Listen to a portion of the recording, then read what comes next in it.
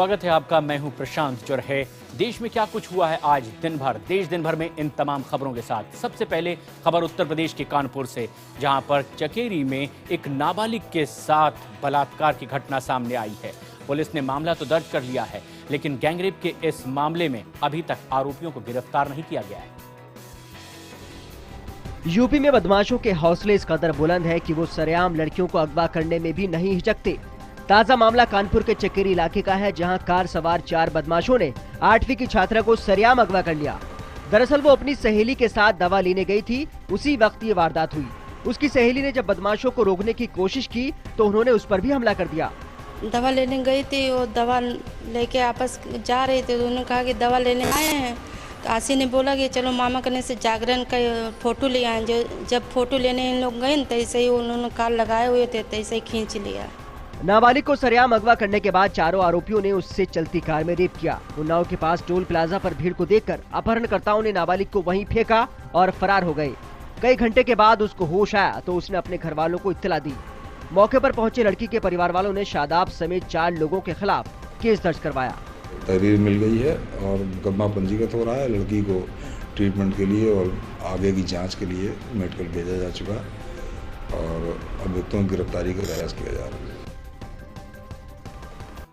कानपुर के ही घाटमपुर इलाके में एक और गैंगरेप की घटना सामने आई है। यहां आरोप पुलिस पर यह भी लग रहा है कि यहां पीड़िता को घंटों थाने में बैठा कर रखा गया और मामले को दबाने की भी कोशिश की गई। घाटमपुर में हुई इस वारदात में पीड़िता अपने पिता को खेत में खाना देने जा रही थी। रास्ते में बाग में घात लगाकर बैठे 2 बदमाशों ने लड़की को दबोच लिया और उसके साथ गैंगरेप की वारदात को अंजाम दिया। किसी तरह बलात्कारियों के चंगुल से छूटकर पहुंची नाबालिग ने अपनी मां को सारी कहानी बताई। नगड़िया गट्टा घसीट के बगीचे में ले गए और गलत काम किया है। कौन था? 2 लोग रहे। सैयद ने काम किया था गलत, वो खड़े रहे। पीड़िता की मां उसको लेकर थाने पहुंची और केस दर्ज करवाया। पुलिस पर आरोप है कि उसने केस को दबाने की कोशिश की और पीड़िता को करीब 10 घंटे तक थाने में रोके रखा, लेकिन बाद में दबाव बढ़ने पर पीड़िता को मेडिकल के लिए भेज दिया गया। एप्लीकेशन जो है वो 1900 बजे में मिली है। मुकदमा पंजीकृत किया, उसके बाद तुरंत मैं चली आई। जैसे ही मुकदमा पंजीकृत किया तुरंत चली आई मैं। कानपुर में 2 गैंगरेप की घटना के बाद सरकार और कानून व्यवस्था पर सवाल खड़े हो रहे हैं। सामाजिक संगठन और विपक्षी राजनीतिक दल सत्ता पक्ष पर आरोप लगा रहे हैं कि यहां अपराधियों को संरक्षण दिया जा रहा है। ये घटनाएं समाजवादी पार्टी के लिए मायने नहीं रखती। आज प्रदेश की जनता उठ चुकी है, लोग अपने को सुरक्षित महसूस कर रहे हैं। यहाँ तक कि अभिभावक अपने बच्चों को स्कूल भेजने, कॉलेज में भेजने से भी डरते हैं। कानपुर में जो घटना हुई है, निश्चित तौर पर उस पर तत्काल सख्त कार्रवाई करनी चाहिए, ऐसी मेरी मांग है। अगर कानून व्यवस्था ठीक होती तो मैं समझती हूँ कि इस तरह से लगातार रेप्स, गैंग रेप्स और एसिड अटैक्स नहीं हो रहे होते। समय आ गया है कि यूपी की सरकार को सजग होना पड़ेगा। ये एक तरह से सामाजिक विघटन का प्रतीक है कि हमारे यहाँ इस तरह की घटनाएं रोके नहीं रुक रही हैं और खास तौर से उत्तर प्रदेश में, जहाँ की पूरी शासन प्रशासन की व्यवस्था एक तरह से ढह गई है। और अब खबर महाराष्ट्र के शिरडी से, जहां एक लड़के का कत्ल 6 महीने पहले इस बात को लेकर कर दिया गया कि उसकी रिंगटोन किसी दूसरे को पसंद नहीं आई। अब आरोपियों को पुलिस ने गिरफ्तार किया है। ये सीसीटीवी फुटेज 16 मई 2015 का है, जिसमें 2 आदमी बड़ी ही बेरहमी से एक लड़के को पीट रहे हैं। दरअसल 16 मई को सागर नाम का एक लड़का अपने घर के बाहर कुछ काम कर रहा था कि अचानक उसके फोन की घंटी बजी। वहां से गुजर रहे लोगों को फोन की घंटी पसंद नहीं आई और सागर से उनकी बहस शुरू हो गई, जो मारपीट तक जा पहुंची। गुस्से में आए दोनों आरोपियों ने सागर का कत्ल कर दिया। रिंगटोन, एक विशिष्ट रिंगटोन ठेवली म्हणून त्यांनी त्याचा फोन केला होता। त्याच्यावर नगर जिल्ह्यामध्ये भरपूर मोर्चे वगैरे काढले आणि ते सीआयडीकडे तपास देण्यात आला होता। पुलिस ने 7 महीने बाद दोनों आरोपियों को गिरफ्तार किया और अब पुलिस को पता चला है कि इन दोनों पर और भी केस चल रहे हैं। पुलिस अब इस बात की जांच भी कर रही है कि इन दोनों ने पहले भी किसी कत्ल की वारदात को अंजाम दिया है या नहीं। पंजाब के खन्ना में गुरुद्वारे में 2 महिलाओं की लाश मिलने से पूरे इलाके में सनसनी फैल गई है। पुलिस ने मामला दर्ज कर लिया और आगे की तफ्तीश की जाती है। खन्ना के पास नेशनल हाईवे पर बने गुरुद्वारा मंजी साहिब के सराय के कमरे से 2 महिलाओं के शव बरामद किए गए हैं। गुरुद्वारा के प्रबंधकों का कहना है कि जब सुबह सफाई के लिए सेवादार उस कमरे में पहुंचे तो उनको महिलाओं की लाश दिखाई दी। आनन फानन में पुलिस को इत्तला दी गई। मौके पर पहुंची पुलिस ने लाश को कब्जे में लेकर पोस्टमार्टम के लिए भेज दिया है। सूत्रों के मुताबिक पुलिस इस बात की भी जांच कर रही है कि इन महिलाओं को बगैर आईडी प्रूफ के कमरे मिले थे या उनकी पहचान की गई थी। ਐਸੇ ਦੇ ਕੋਈ ਸਰਟੀਫਿਕੇਟ ਹੈਗੇ ਨੇ ਪੁਰਾਣੇ ਨੇ 1995 ਸਾਲਾਂ ਦੇ ਬਣੇ ਹੋਏ ਤੇ ਉਹਨਾਂ ਦੀ ਦਿੱਲੀ ਦਾ ਐਡਰੈਸ ਹੈਗਾ ਉੱਥੇ ਬੰਦਾ ਭੇਜ ਕੇ ਪਤਾ ਕਰਾਉਂਦੇ ਆ ਵਾਪਸ। नीतीश कटारा मर्डर केस में मुजरिमों को सजाए मौत देने की दिल्ली सरकार की अपील को सुप्रीम कोर्ट ने खारिज कर दिया है, लेकिन सजा बढ़ाने की बात पर राजी हो गई है। नीतीश कटारा मर्डर केस में मुजरिमों को फांसी की सजा देने की दिल्ली सरकार की अपील को सुप्रीम कोर्ट ने खारिज कर दिया है। सुप्रीम कोर्ट ने कहा कि ये ऑनर किलिंग का केस नहीं था। अपील को खारिज करते हुए कोर्ट इस बात पर विचार के लिए तैयार हो गई है कि दोषियों की सजा बढ़ाई जाए। अदालत की बात तो हमको उसका सम्मान करना ही होता है और इसलिए हम करेंगे, मगर एक ये बात थोड़ी पॉजिटिव है कि अब कम से कम ये नहीं है कि जो उनकी SLP है कि 30 साल से सजा कम की जाए, सिर्फ वो सुनवाई होगी। सुप्रीम कोर्ट ने दिल्ली सरकार की सजा बढ़ाने की याचिका को स्वीकार कर लिया है। दिल्ली सरकार ने विकास यादव, विशाल यादव और सुखदेव पहलवान की सजा 30 साल से बढ़ाने की अपील की है। गौरतलब है कि हाईकोर्ट ने दोषियों को 30 साल की सजा सुनाई थी। पेरिस में आतंकी हमले के बाद अब दुनिया भर में एकजुट होकर के आतंकवाद से लड़ने की बात कही जा रही है, लेकिन उत्तर प्रदेश के बड़बोले मंत्री आजम खान ने एक विवादित बयान दिया और घिर गए।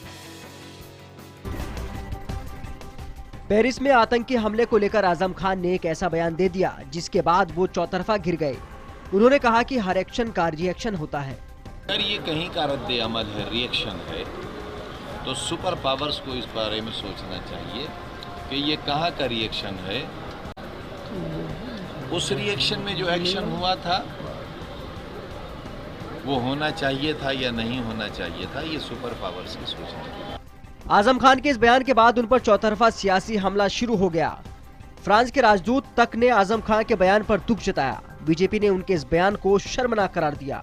आतंकवाद को किसी प्रकार का एक्सक्यूज देने का प्रयास करना यह कतई उचित नहीं है और इस प्रकार के बयानों से किसी भी समझदार नेता को हमेशा के लिए बचना चाहिए।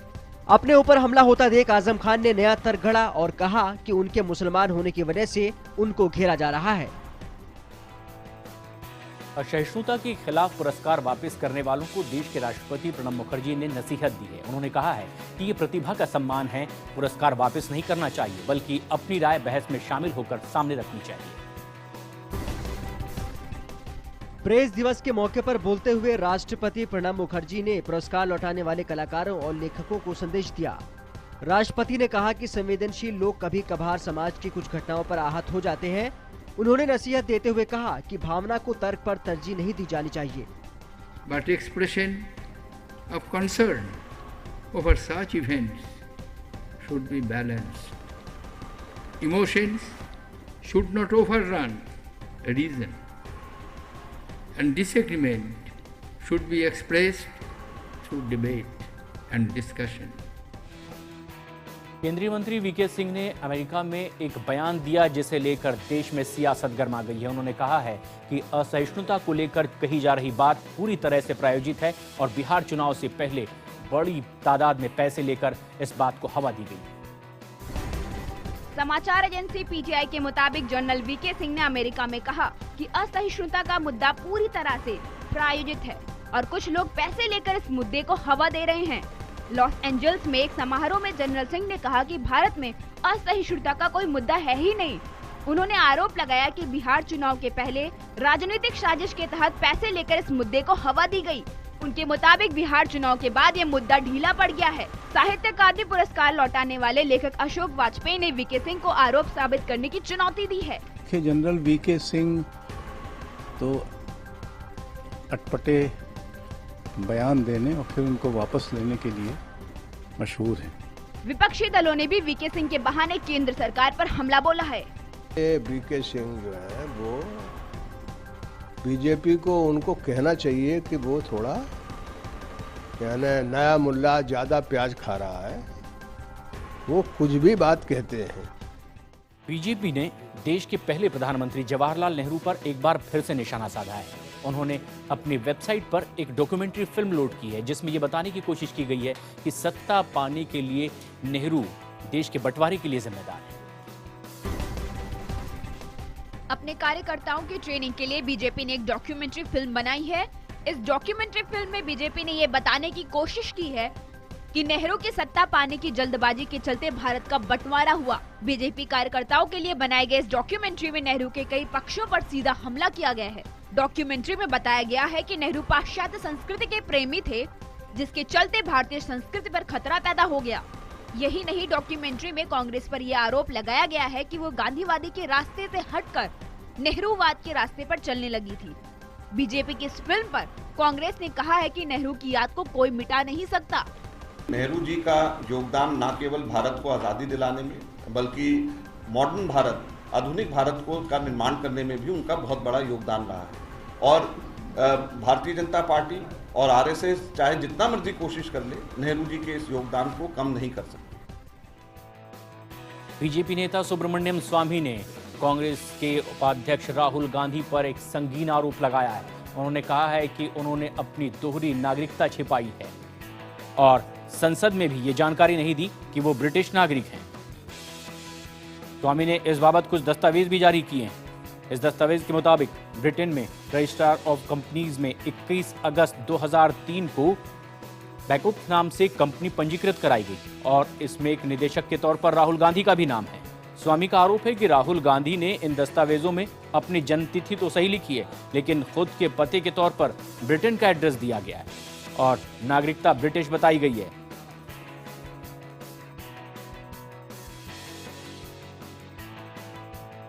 इस कंपनी की रजिस्ट्रेशन में जिसके डॉक्यूमेंट्स मैंने जोड़े दिया है आपको, उसमें उन्होंने अपना नागरिकता ब्रिटिश दिखाई है।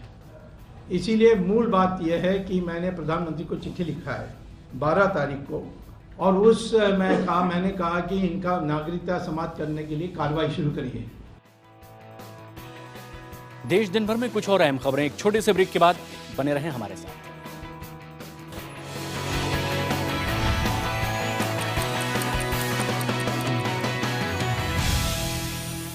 तमिलनाडु में भारी बारिश से अब तक 95 लोगों की मौत हो चुकी है।